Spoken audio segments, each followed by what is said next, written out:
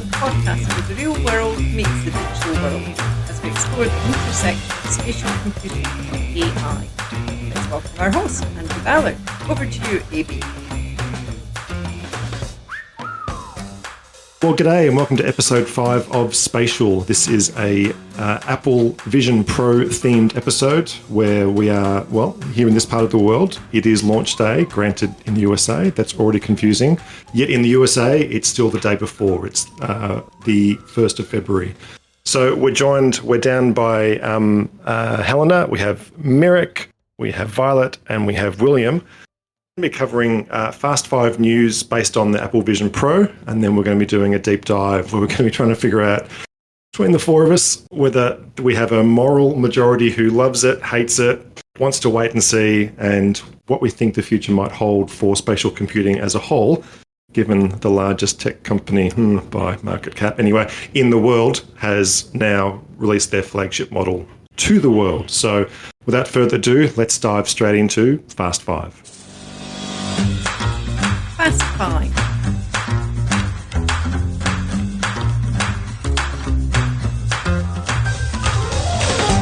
First Fast 5 of the week. Violet, over to you. Yes, and you've hit the target with a Vision Pro themed news item. Go for it. That's right.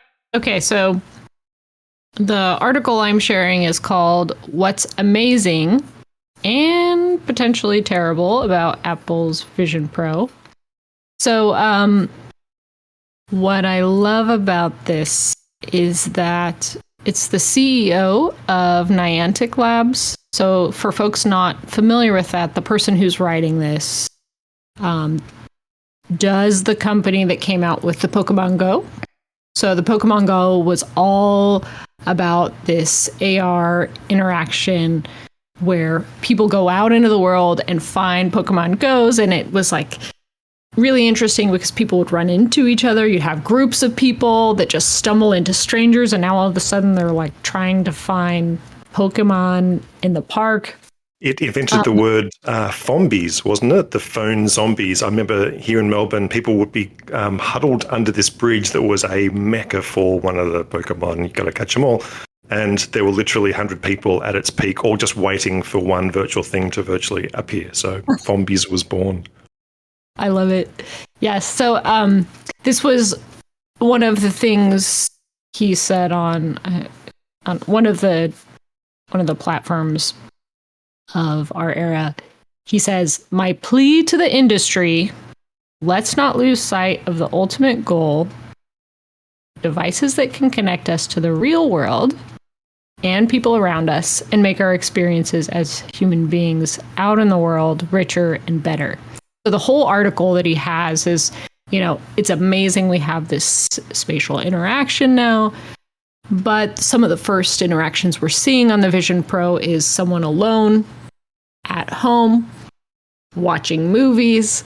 And so, I think that he has a really important message, which is how can we start to use technologies like this to get us to engage more with each other and to engage more with the world and not engage so much with the media itself. We've already dove into that. So, quick read, great article. Yeah, it's a beautiful take. Yeah, you're right. It's a nice plea to keep a baseline there. And it's a new bit of hardware, but if it's going to bind you to the couch, then great. That's one more thing that's going to keep us doom scrolling or virtually doom scrolling. No, thanks, Violet. Awesome. Mirek, over to you. Yes, thank you. I just wanted to mention maybe something that puts things in perspective, because everybody talks about Apple Vision Pro and how it's going to change everything and how it's the new thing. They're only going to make 60 to 80,000 of these in this first batch. And if you compare that to, say, Meta's Quest 3, which was actually scaled back from the original production estimates, still in the second half of last year, they were about to ship about 2.5 million. They're expected to ship about 1 million in 2024. That is scaled back from 7 million total for the same period. Apple Vision Pro is ultimately a VR device, right? With some AR elements, we'll talk about that, but it's not necessarily completely game-changing things in terms of technology or, these principles that, we talk about on this podcast. It is a really niche platform. That's what I just wanted to plug in before we dive into it to, stay reasonable. No, it makes perfect sense. And there's also many big brands, big app developers who have pointed out that it's a niche and they won't be joining this first release. They're all on a big wait and see watch to see whether they'll dive in. I mean, we might as well be in this. We might as well be. Sorry for interrupting. We might as well be in this iPhone 1 period, because when you look at it, there's not much content. There's whatever Apple managed to produce or come up with, but I think it's ultimately on the developers to come up with something interesting. But again, it's a VR platform, and there's plenty of VR things around already. No, absolutely. And yet you can't use the existing content with Apple Vision Pro. So it's going to be interesting to watch that, definitely. No, beautiful. No, and great to keep in mind that the numbers are definitely down in the realm of first adopters, leading edge, the bleeding edge. I think probably most of the 80,000 or 60,000 are going to be people who are going to be wanting to develop or already have other headsets lying around. So it definitely is a starting from a fertile ground of people who are already halfway in the field. No, beauty. Look, my Fast Five for this week is a lovely long piece. It's actually long because of the diagrams. Fabian Kreuzer, I've got the link in the show notes, showing that the hardware is, for the Vision Pro is fantastic, but actually he's putting forward that the ecosystem is probably the killer app that is going to be probably the make or break or the longevity of the first hype cycle. Saying that Vision OS is one part of the mix. Yes, it's a brand new interface, but you've all seen from the tours, it's nothing that's too radical. It's in the classic icon and swipe left and pinch. But he's actually saying it's the ecosystem of Apple's entire hardware, that you can't think of any Apple product, hardware and asterisk software as well, that won't have a potential tie-in to the Vision Pro. So not saying that you need one or need the other, although I'm sure that's probably the ultimate marketing aim, but almost every piece of Apple hardware that you probably have lying around, and yes, I'm looking at my shelves here behind me, is going to at least not contribute to the Vision Pro. So in a positive way, it will have some function that will help assist, hand off, be part of, even wearing a watch, even wearing your AirPods. It's going to be relatively seamless, and he's putting forward that the sum is definitely more than, the total is more than the sum of the parts, and that is the ecosystem, which is probably going to drive that longevity of the hype cycle. So a beautiful post, lots of imagery of how every product in Apple's lineup has some tangential links to enable a bit of spatial computing, and one large image at the top that tries to show a matrix of how everything can coalesce and at least support this new device. This new thing in the mix is fantastic. If it was standalone, wow, that would be quite a perilous thing. But he's saying that as part of a wider ecosystem, that's what he's watching out for. And I've probably got to say I'm in that same camp. So probably putting forward my thoughts there. William, over to you for the last of our Fast Fives this week. Yeah, thanks. This particular announcement is, I think, interesting from some perspective. It's not directly related to, say, what we might normally think of as spatial AI, but Google has just announced a new product within their labs division called ImageFX. It's yet another, one could argue, text-to-media tool or text-to-image tool that lets people create images with text prompts.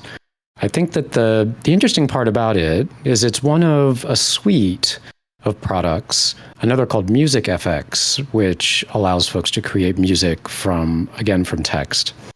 The image model is based off of a new model they call Imagen, a concatenation, obviously, of image and generation, Imagen 2, which is a diffusion model. And something that makes this interesting, I think, is the fact that it's paired with yet another model that they have called SynthID. SynthID is a tool that they claim is for watermarking and identifying AI-generated content. So it essentially creates a digital watermark directly into the AI-generated images or the audio that are created from the image FX and music FX products. And I think it's interesting to start to observe how the technologies are starting to negotiate this challenge with copyrighted images. We see things like regulation emerging in the EU regarding image scraping across the internet, because these diffusion models are trained on billions of images that are publicly available.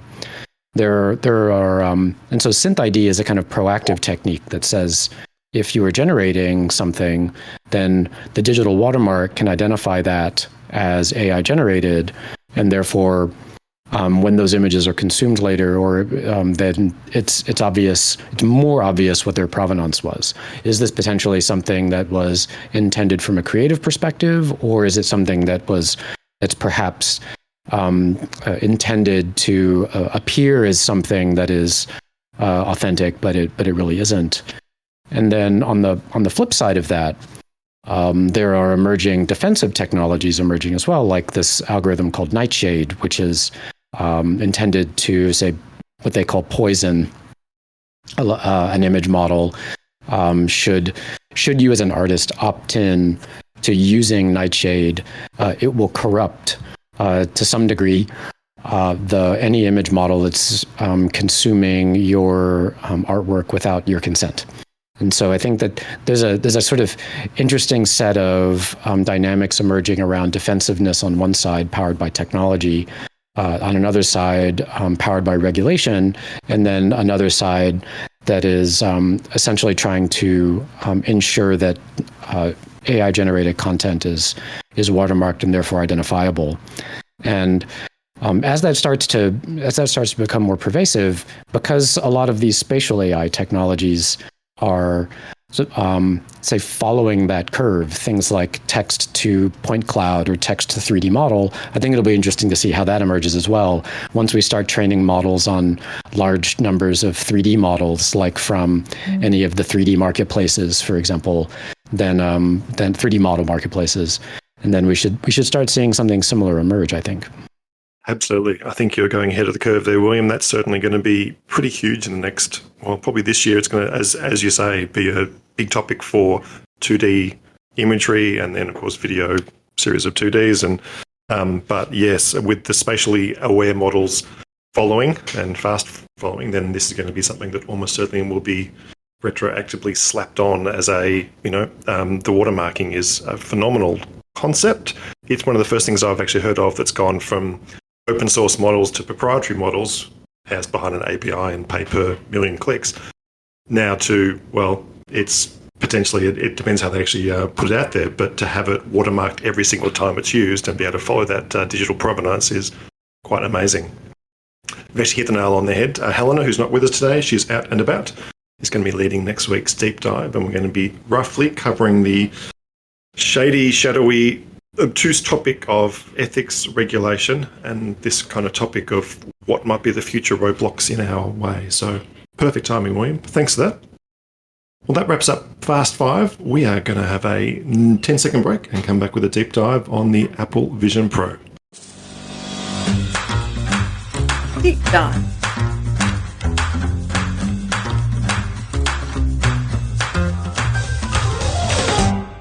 Okay, welcome back. This is Deep Dive, and yes, Apple Vision Pro is the central focus of today's episode. It is released all through this week. I am recording on this side of the dateline, so for me it's Groundhog Day, the 2nd of February.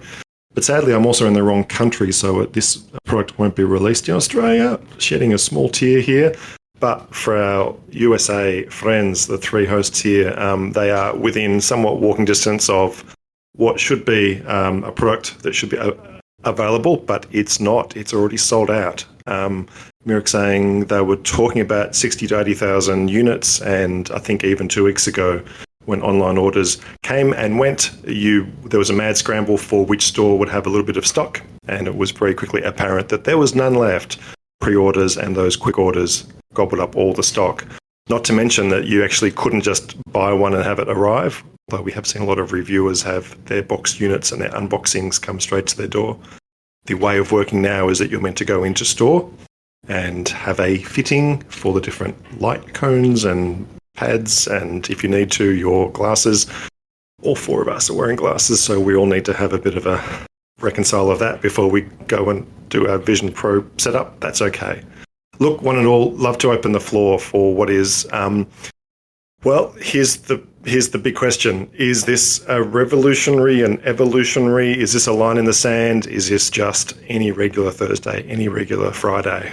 We think the Vision Pro is going to have on the field of, well, I could say it two ways, AR, VR, XR, or do we have to use the new phrase that Apple wants us to use of spatial computing? Have to go either way. Violet, over to you. I think you're trying to hold back. Go for it. Funny enough, I do think that it is revolutionary. I won't fight against that. I think this is going to really change things. I don't like it though. It's headed. Yeah, I think that spatial computing is here to stay. I think it makes sense because it's easier to do certain things. I don't like the individualist nature of it. That Gotcha. The pass through actually means I'm going to see a different reality than other people. I think that's going to make the filter bubble terrible. And I think we already have enough problems in the world where we see different realities. Now we are actually allowing Apple, a company, to insert a new reality. Yeah. Our senses, our eyes so directly. I actually think that their phrase "beyond the screen," that's like a phrase I have used in the past, and it's like a double speak to me. You know, I'm like, the screen is in your face. You know, you're like putting a screen on your eyeballs. So that kind of makes me a little angry. So yeah, for that reason, I mean, I think the utility of being able to put things in space, the ability to control things with your hands, like that all is amazing. It's profoundly useful. I hate that we have screens on our faces and that Apple's in control. And then that in and of itself can be isolating. And I have a lot more to say, but I'll stop there. No, good one. Would you have preferred the HoloLens more sun visor sort of look where you can have AR only and have people being able to see people's eyes and people's face naturalistically? I guess the Google Glass mode of, I think at CES we saw one of the first transparent TVs. So would you be wishing for a future where those two technologies combined and it was either a Google Glass that was your entire set of glasses or a headset that was a blackout when you need it to be, but completely pass through when you wished it to be? Neither, actually. I think my interest, love, obsession is much more about environmental computing and collective computing interfaces. So I think our era has been just completely perverted by this idea of personal computing, us buying individual devices, us seeing our own realities. I'm going to go spend $4,000 for a Vision Pro. We just bought a ton of projectors for way less than that. So I think that there's a lot of computing devices in the world that can allow us to interact more collectively. Yeah, nice. With spatial computing that allows us to like all see something together and see the same reality. So like that's the future I'm invested in. And it pains me to see that the big companies are investing on a different trajectory because then I'm forced to live in that weird reality where other people are walking around with. Yeah, makes perfect sense. My wife is a geologist. She's out of earshot, which is great. She's not overly spatially aware. Tetris was her only game on Xbox, nothing in 3D space that could get you confused with up, down, left, right, roll, pitch, and yaw. But a solution for her and some of her colleagues was not to chuck on the headset or anything in that mode, or even mouse keyboard and, up, down, left, right, roll, pitch, yaw. But the nice thing for her would have been to throw her in a room with 4 projectors, 4 white walls, and some way to just, navigate through it fluidly. And that sort of immersive, with colleagues in the same room, you could all be looking at the same thing, but still that is that shared experience versus a personal experience. And look, makes perfect sense. These are all me-centric. What do we all think of probably the most contentious feature on the Apple Vision Pro, and the only part that's actually being publicly tagged and tagged as beta, the personas, i.e. the weird ass eyes on the outside? That is actually more interesting than you may think, because what they do with that persona, with those eyes that you see on the outside, first of all, it is weird, and that's why it's subject of so many memes. Yep. I find it quite interesting as a way to convey, to communicate from within the headset with somebody who's on the outside in the physical world. But what's behind this is this whole persona kind of functionality. So they create your digital twin, scan your face, and then with all these sensors that are piecing you, it begins with eye tracking, but there's more cameras than just that. They're animating this persona. Yeah. And if you watch somebody doing FaceTime on the Vision Pro, it's actually really interesting. So it's uncanny without fail. It's close but not quite. Mirek, we've lost you. We've lost your audio. Might be that your microphone. Oh. Or battery. We got you again. All good. Take it again from that thought. You are back. Go for it. Yeah. So to touch on Violet's concern, all these promotional materials are about a person sitting alone in a dark room watching Netflix, right? And that's kind of underwhelming and sad. And I totally get it. But I think what they're trying to do with, say, FaceTime is to allow you to communicate with other people from within that headset. And these personas are in this uncanny valley. It's kind of weird. It's kind of unsettling sometimes. I would say it's much better approach than the fully fledged cringe that Meta is producing. Now, you as a grown-up adult don't want to be presented as this like childish caricature of yourself, right? Most of the time. I hope that whole thing will go away as quickly as it started, because I just can't take it. This persona approach is much more interesting to me, and it's not the newest. It's not the first time somebody tried it. I saw a paper that came out like 2 years ago, and NVIDIA was experimenting with something similar. They were doing video conferencing where they wouldn't send pixels of a video, but they would animate your avatar on the other end. Pretty much the same approach.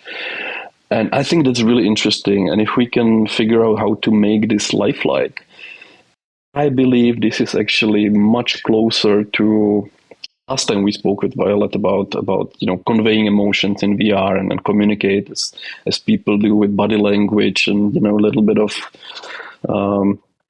facial expression. So I think this does that actually really well.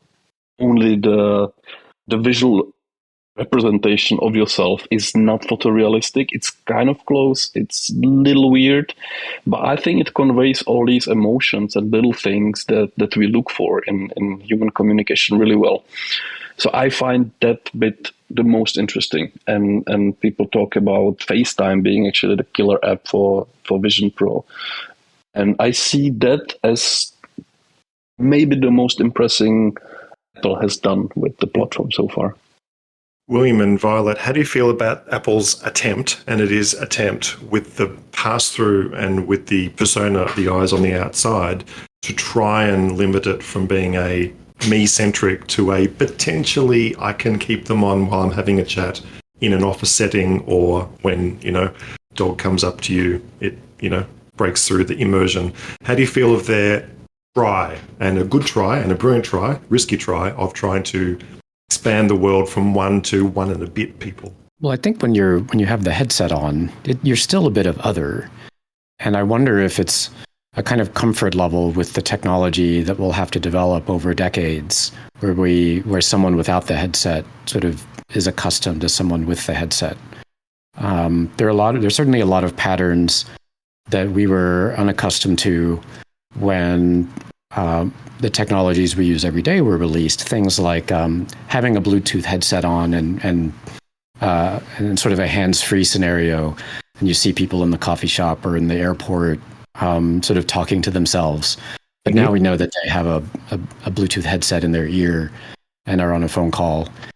Those first few years were spot the crazy person walking down the street, and are they a technologist or are they escapee? Yeah, for sure. But that otherness, I think, is still very strange, at least in this first impression. And I think that using the word persona is an interesting approach as well. And I think the origin of our modern use of the word comes from Greek drama, where persona was the character that you would put on as an actor, and that was embodied as literally.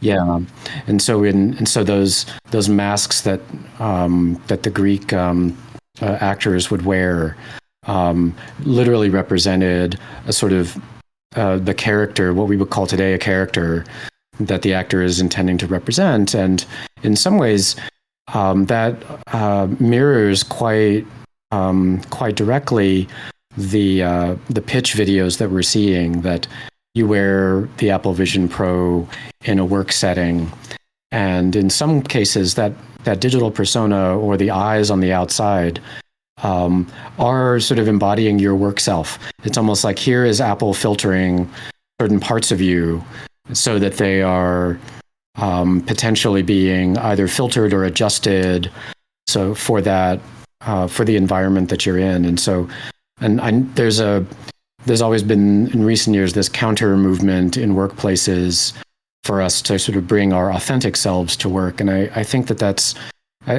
people have, I think that individuals think that they have to, even in those environments, have to be quite careful bringing certain parts of themselves to work. And so is that something that we want to encourage? Is Apple a company that has sort of our best interest in mind in terms of presenting an identity with this digital persona that and then what are the outcomes of that? What are the sort of secondary and tertiary effects of that once we have a mix of folks that are both wearing and not wearing those headsets? It makes me think that this sanitized version of yourself, this persona, mixed with now this wave of agents and generative AI, I think there's going to be a drive for authenticity. And maybe the killer app is going to be my agent goes to work for me, joins the call, says what I wanted to say, but I'm never there. Like, I don't think we're actually that far from that reality. That sounds like the worst thing to happen to society, but maybe it's also great. I'm not sure. Marquise Brownlee already says that you can set your persona when you're at your best and then wake up for that 7 a.m. call still half asleep and be in looking fantastic because that persona is persistent. My open question is, I wonder how long it will be. Probably this weekend is going to be the answer, till people actually don't scan their own face, but scan a teddy bear, their dog, their cat, and have a library of personas for different occasions. So I wonder if it's a single persona and you have to do it purposefully, or whether you can have a library. And, if it's Wednesday, I shall be a puppy dog. Yeah, or have it hacked intentionally where you have it be a faux persona where it's like literally an agent, not a human, that's pretending to be you. Yeah, nice. So Mirek, your avatar might not just be a 2D picture of Iron Man, but actually you might actually be Iron Man today. That would be fantastic. No, we've been watching some unboxing videos. We've been watching some getting started, the hands-on. Marquise Brownlee has been one of the ones who's been doing an epically well-produced version of his first experiences, which is wonderful to see. There's a lot that is of the headset that is absolutely, easy to explain, easy to talk about. And I guess if we were playing the bullet point by bullet point, the headset itself has amazing features, some amazing downsides. There have been some design challenges and some design choices that have been made to hit the target. I think the battery and the fact that it does not work under the second you unplug the battery, it's off. There's no internal minute, half a minute. So there's a lot of situations where people are, well, probably keen to use it. I think they're trying to talk about whether we can use it on an airplane ride, and that certainly makes sense in some way. But limitations on energy capacity of the battery is already being questioned, its size, its milliamp hours, but also its efficiency is also being touted, that it's being put forward as being 2 or 3 hours of battery life, and most people are finding it's getting that plus more. So there's a lot of the hardware specs that have been, long since talked about. They're being put to the test, and sadly anything that we talk about in a podcast that people are showing on YouTube is showing that you really can't show the 23 megapixels of screen density hitting your eyeballs. That's no way to show that. The refresh rate and the new chip that is doing the as real-time pass-through as has ever been seen for a headset is phenomenal. I think the proof for me was Marquez was actually playing ping pong live with the headset on, and look, he wasn't going to win any championships.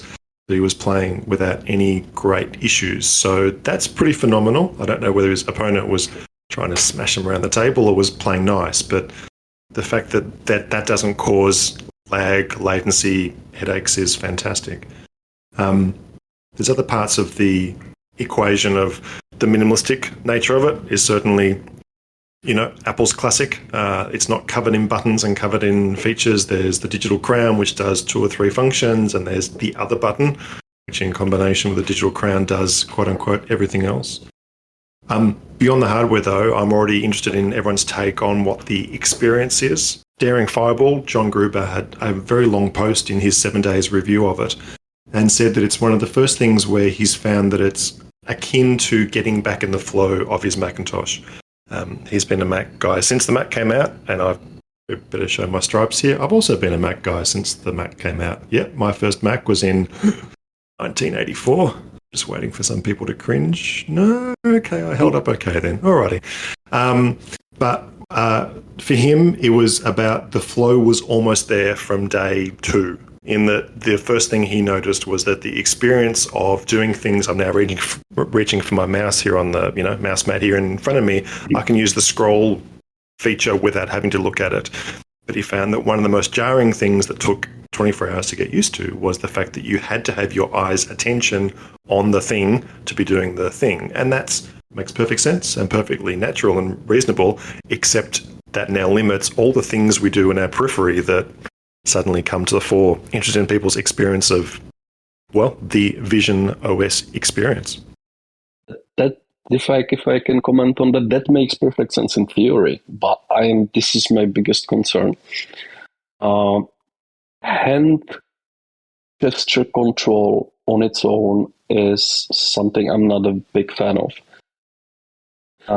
It seems like the hand tracking actually works well, and Apple didn't go the same way others explored, such as you're actually pointing and clicking at things. It's more like gestures that you can do on the periphery.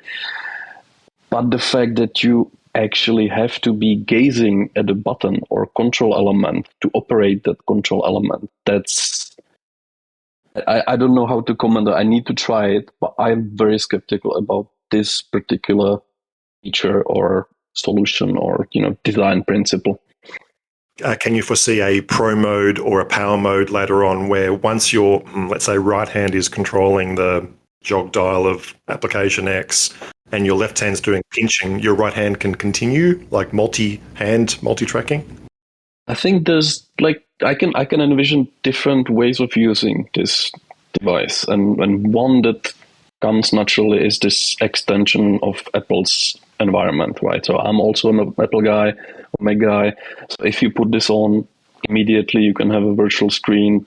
Right now you can only have one. So it kind of comes short, of what it could be, because it's not doing more than the screen my MacBook already has. So that's one thing. But if you connect your existing hardware and keyboard and mouse or whatever you're using to do your computing with this virtual display, and I'm fine with it. That's good. If you can mouse around in the 3D environment and you're efficient and you see your virtual stuff around you, that's cool. That's fine. some people may want to pay for it. But if it's designed only to be operated by gaze and clicking, by your fingers, I don't see anybody doing any real work in this kind of situation. It's really hard to explain. Marcus does great job in iterating on that. I watched the same video, and I just don't see this to be a very productive way of interacting with this device. So my prediction, year from now, 2 years from now, we're gonna get Apple controllers, another $1,000 that you can add to this, and it's gonna be inside-out tracking, whatever. I mean something like the controllers that Pro came with, inside-out tracking, the device doing its own slam. It will hook to this, and it will be, in a typical Apple style, something, slick and amazing on its own, and you'll be willing to pay just for that. Yeah. Insert zeros here, but that you would think will give you some persistence. As the same way now, you can plug in with your Mac. You can use your keyboard and mouse and control other screens without needing to look. So other small devices. Yeah, I don't think in that scenario you'll want to use any external control. So this is actually like, your worst case scenario. You don't have anything. So this is how you interact with the device. But it's limiting what you can do with it in terms of VR. There's no games, because all games these days use some sort of controller for tactile feedback and for precision, and you can totally operate a VR device and control UI element that's not in your immediate focus, and you don't have to be paying attention to a scroll bar to scroll, right? We can do other things while this is happening. So I'm thinking, as they will most likely want to build up more VR content, more games, more immersive stuff, that there'll have to be some sort of controllers. I agree. I don't like the gaze, but I want to pick on something kind of specific about where what gaze implies and where this technology is going. I feel like there's a whole trend and motion towards interactions that require very focused attention. They require our eyes to be looking at something. They require us to enter text into fields and know which menu we're in and click on a very specific button or tab. That's where computers are now. And I feel like the Vision Pro is extending this. It's like taking our vision, we are focusing it on things. It's very directed. I think there's an alternative wave of technology that's happening right now that is very intentionally trying to be peripheral. It's not trying to be the Unreal Engine hyper-real version of yourself. It's trying to get to what is the intention of the thing you're trying to do. And I'm going to almost sensory deprivation, like boil down, like you don't need all this UI. You don't need to read all this stuff on this website. All you need is you just need this piece of this recipe while you're cooking in the kitchen. And I'm going to give you just that piece of information in the lowest medium way to not distract you from the moment. And that might be audio only. Yeah. So just in time information. Yeah. And if it's a piece of information that you need, and you need to see it, it's just that single piece of information. It's not the whole UI and all the information and context about it. And I'm religiously on board with that future that's like pared down sensory deprivation, like don't Unreal Engine me and like give me the exact perfect version of myself. I'm kind of more about there's this great book that William pointed me to, In Praise of Shadows, that's like really talking about Japanese culture and what was lost during its westernization. And a lot of it has to do with things like that: sensory deprivation, intentionality, like quieter time for reflection. All these things that I think are missing in this type of action where you're requires a certain amount of like focus and attention. So my take on this whole thing is like, we need this other version of whatever that is. And maybe like vision is not important. Maybe audio becomes more important in the future. Oh, nice one. Love that. So Apple's already taking a few serious risks by giving us what their design choices are for what's allowed inside this device and what kind of experiences we can have. But you're also saying that that's awesome and that's great, but you'd love, ironically, less or smarter, not real time, but the just in time. What if it was even more naturalistic, like there was someone else in the room with you giving you instructions, as you say, just when you need it? For some tasks, that would be just the perfect elegance of right timing, right modality. Whereas this one is, yes, it's in your face, literally, it's on your face, but it gives you the spatial vision plus the audio experience, and then the interactions are still up for grabs. No? Very cool. There's a lot of talk about the weight, and that almost, so the weight is in the heaviness, the weight is finally over for the timing, but I've made a timeline. I've used our Spatial Space Playground to do a timeline of VR headsets over since the early 90s. There's it's interactive and lets you sort of play with it, and it's quite funny to see how small the Apple Vision Pro is in terms of weight compared to some of its predecessors. It doesn't say it's zero weight. It just means that it's certainly. I think the most awkwardness about it is that it is all front. It's all front loaded. I've had some great experiences with the HoloLenses over the years, and they are pretty good. They are what I would call an all-day wear. I never quite subscribed to the, walking around the factory wearing them and, seeing the digital overlay over the real world. It's actually probably a bit too hard. We'll leave that for a different day. But in terms of comfort, it was pretty good because it had the battery at the back of the headband. It was like you were wearing a baseball cap for the entire day. By the end of the day, you had a small headache because it was a bit tight, but that's about it. It was heavy, but well weighted for a person's head for many hours. By the sound of it, this 600 grams, I'd have to convert that to freedom units. Anyway, 1 pound? I think 2 kilograms. Anyway, I'm not the best at that. Being so front heavy is going to be the new problem of how to actually have the band tight so it sucks to your head and distributes the weight the best. Any thoughts about what impact that's going to have in version 1, and I guess which direction we're going to be heading in version 2? Well, some of the critiques I've read about, in addition to the weight, are the fact that it messes your hair up. Oh.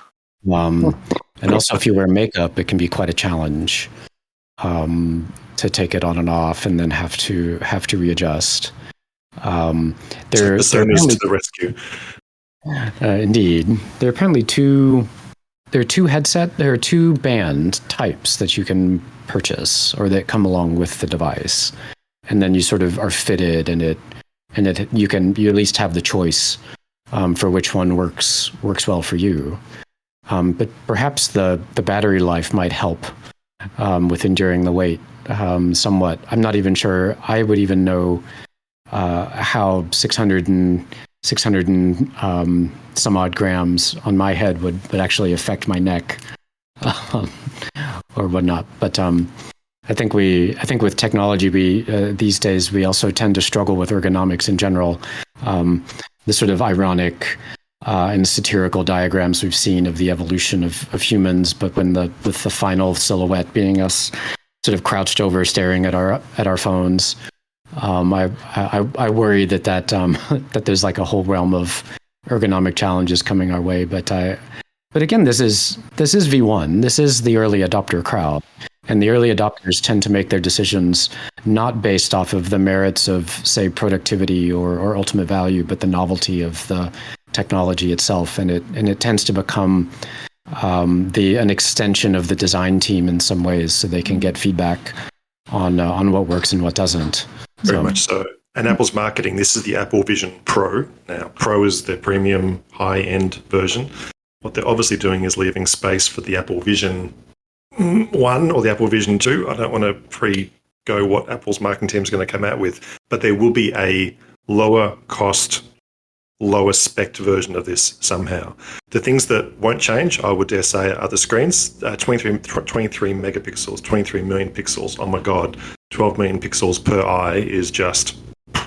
I need to tell the story of I did my undergraduate engineering final year project in 1994. Thank you kindly.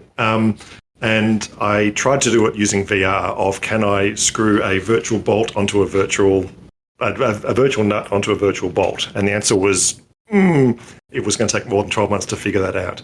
But I was using, I kid you not, a Nintendo Power Glove as the input device, and not the Nintendo Game Boy headset. I actually have forgotten the actual brand of the headset. It's on the list there somewhere. But I kid you not, the resolution was so low, I could, if I, deep focused or under focused my eyes, I could count the red, green, blue pixels. It was, I think, about 200 by 180 pixels in resolution. So it was so bad, you had to just, literally look past that and try and get the vibe of, does it work? The answer is, it really didn't. We're far too early. But I think for a lower powered or a lower spec vision headset device, I think the weight is the first thing they're going to reduce. The aluminium framing is going to become plastic, kind of has to be, or they may even go down to carbon fiber. The glass front screen, well, they've done glass screens on laptops. They've then gone down to acrylic plastic sort of things, and, they'll tout them as being better, faster, stronger, more resistant to smudges, that kind of thing. But almost certainly the weight will come down. I dare say the battery might become integrated as an optional headset, or there might be aftermarket products in a little while which mount the battery on the back of your head. It's going to add to the weight overall, but ergonomics might bring it down. So I'm looking forward to I can actually compare this design to HTC's Vive. What is it called? HTC's Vive XR Elite that I have here. I keep forgetting the name because I used it only one day and I then put it aside and never used it again. So the form factor is pretty similar. It's the slight, kind of goggles-like device that you put on, and you can choose to have your battery strapped on the back of your head or have it in your pocket, like with Apple Vision Pro. And initially I found it really interesting, but then you realize that you need that counterweight to actually balance what's on the front of the device. I actually wish these companies went a bit further with this design and took the compute of the device, making it even lighter, because then you don't need the cooling, you don't need all the heavy stuff on the front of your face.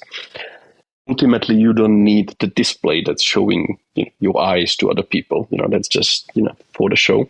But if you take all that and put it in your pocket in this compute/battery pack, then the whole thing becomes much lighter, and you can maybe do something like big screen is doing with those teeny tiny, super comfortable goggles that are just goggles, just that, and your compute and your battery is somewhere else.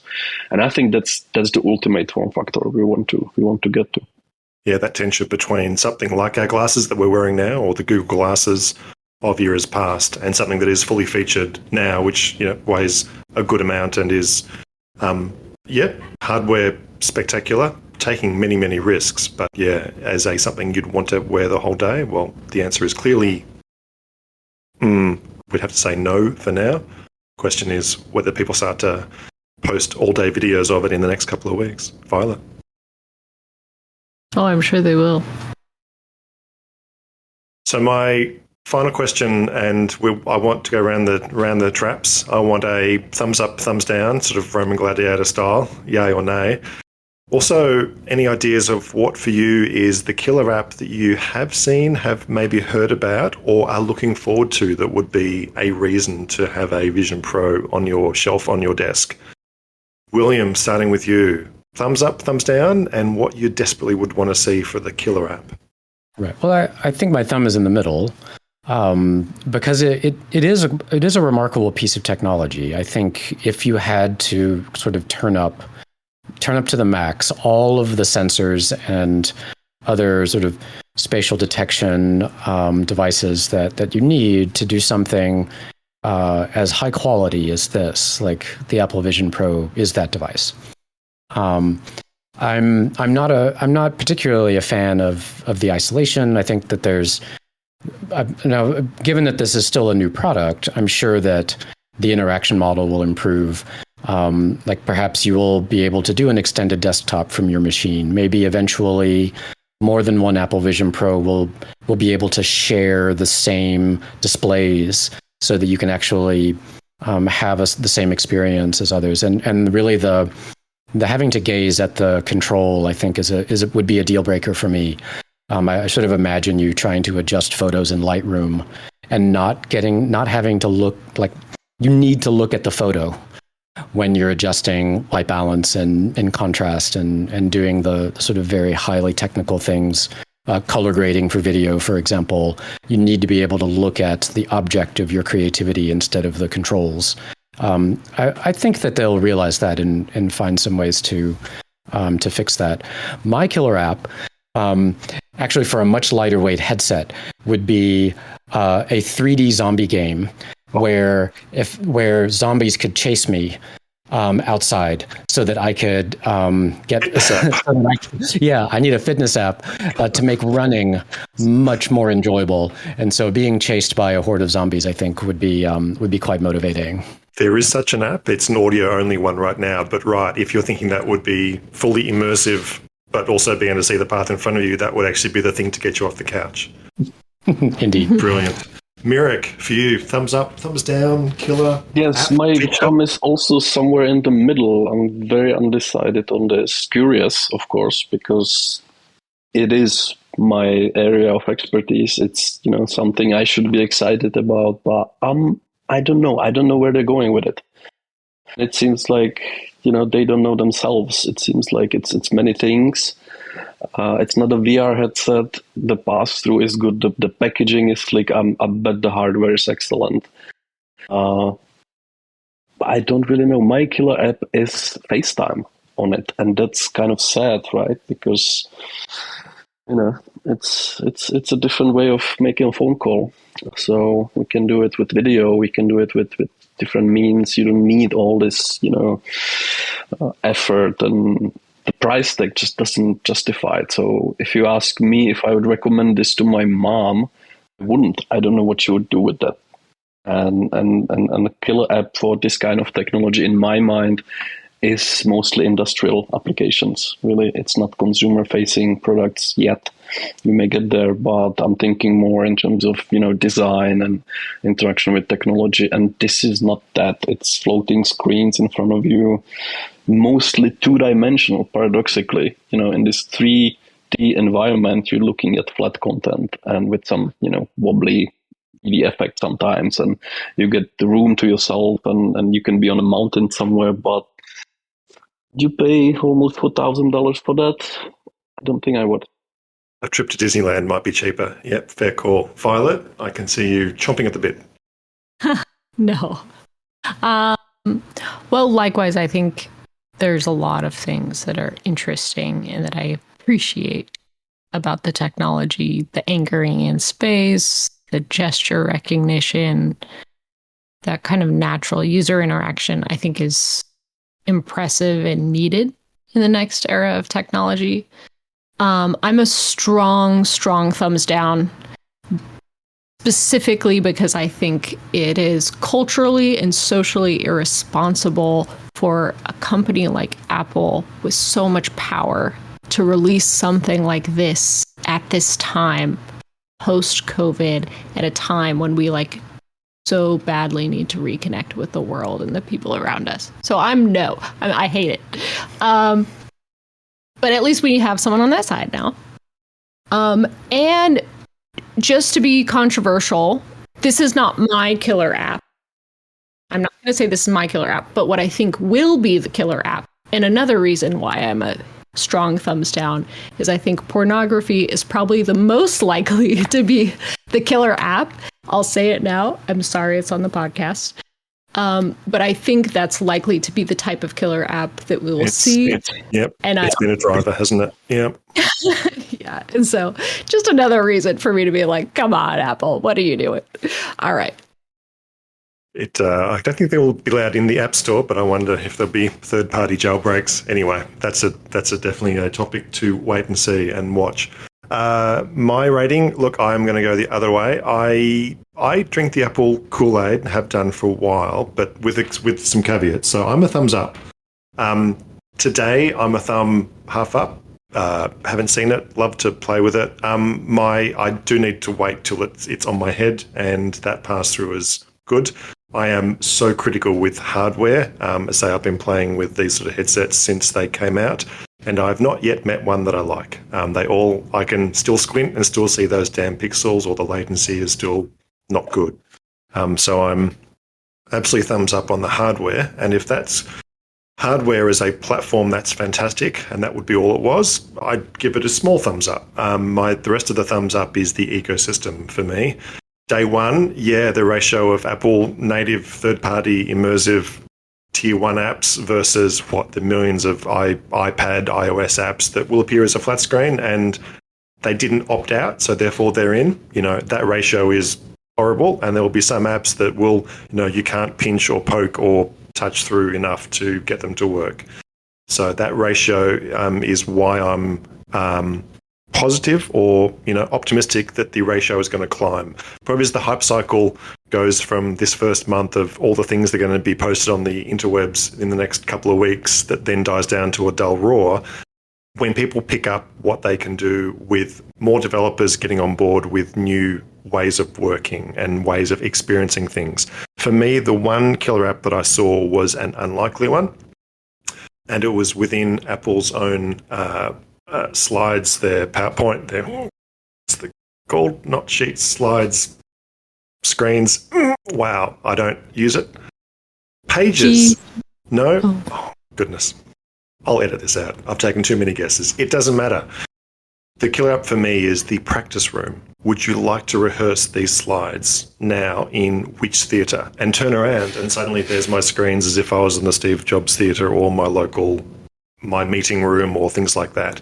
That type of, I didn't realise I could do that. For me, this is one of the tools that's going to get people out of the comfort zone of, I didn't know that I could even ask that question that I could have. Mr. Rumsfeld, in all of his known knowns and unknown unknowns, I think we've got more things in the spatial computing bucket that are unknown unknowns yet. Oh, hang on. Anyway, I won't go too deep into there. Things that we don't know we would have desperately loved if only we had the vocabulary to ask those questions. I think this era is the start of that. I can now ask that question. Can I have the answer is probably no now, but in 6 months or 12 months, can I meet with people with my virtual avatars in a certain location? I can't get to the family reunion, but can I be there virtually? Yes, I can. And Violet, to your point, I can. What's that like, though, for everybody else? So that mixture of me-centric versus me plus one, the pass-through and the personas and the eyes on the front is great. It's not a killer anything just yet.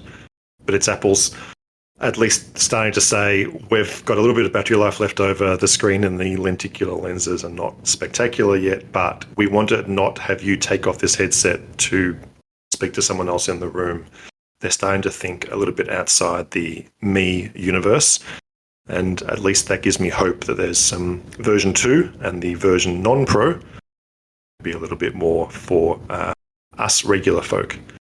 My last question, we do need to end it. We've been going on a good set of tangents, but my last question, quickly, thumbs up or thumbs down, do you reckon your kids or grandkids will be using something along these lines? So in 5 and 10 years' time. Version 1 of the iPhone was shocking. It had a hard metal backing and scratched easily and had no apps. Version 1 of, heck, anything you think of from Apple was normally pretty poor. It had limited audience, it had great market, great fanfare, but market share never happened. And then suddenly here, Apple Watches are on our, wrists, and things that are commonplace now. The white earbuds that, I think every manufacturer brought out a white version of their wired earbuds to match up with the white buds. So quickly, do you think that this is going to be at least a thing that drives the next era, or is this just another blip? I say yes, it's definitely here to stay. William? Yeah, I tend to agree. I think, however, it might actually take on more of the characteristics of VR is to gaming. VR is still a bit of a niche in the gaming world. It's big enough to support many different headsets, and major brands still make those headsets. There are some killer apps like Beat Saber and others that are, games that are quite entertaining. But I think the vast majority of gamers are still PC gamers, PS5 gamers, like even board gamers. And I think that spectrum between something that is a full VR experience and a physical board game that has all the social aspects to it, and I can spill my cocktail onto the board and everyone laughs, like those sorts of things. I still think that there'll be a spectrum. I don't think that the Apple Vision Pro and similar devices will dominate our experience. Or at least I'll be one of the ones that are trying to keep the board game experience alive, along with all of the benefits of modern technology. So. Yeah, brilliant. Mirek, you think this is going to be a blip or the start of a next cycle now? I don't think this is going away. I think the form factor will change. So we just went from shoeboxes strapped to your face to ski goggles, which is a nice development. I think it's going to continue, and I would be radical. We can foresee having something like this connected straight to your visual cortex. But there must be good reason to do that, right? And watching Netflix is not that. In VR, I can envision, this direct, efficient connection, straight to your brain. In AR, we are still sort of looking for why you might want to do that. No, fair call. Brilliant, team. Look, thanks one and all. That's a massive coverage of something that is about to really hit. I think this weekend we're going to see everyone's unboxing videos on the internet. And then I think from the next week we're going to see the hype cycle into full effect as everyone takes their pot shots at first thoughts, second thoughts, and whether that spurs on the next development of app submissions to Vision OS. Look, from all of us, thank you. Next week, Helena's going to lead us into a conversation focused on some things that William was talking about, loosely around the topics of, here we go, bias, integrity, and starting to touch into that massive topic of ethics in AI and how that relates to spatial AI. But from all of us here, thanks so much, and we'll catch you next week. Cheers, team.